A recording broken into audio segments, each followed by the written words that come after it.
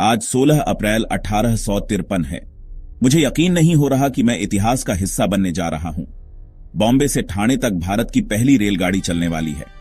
मैं भी उन्हीं यात्रियों में हूं जो इस आग वाली गाड़ी में बैठेंगे। चारों तरफ लोग ताली बजा रहे हैं, बच्चे उछल रहे हैं। कोई डर रहा है तो कोई खुशी से झूम रहा है। जैसे ही सीटी बजी, ट्रेन हिली और मुझे लगा आज भारत ने भविष्य की तरफ पहला कदम रख दिया है। आप ट्रेन में पहली बार कब बैठे? कमेंट में बताइए।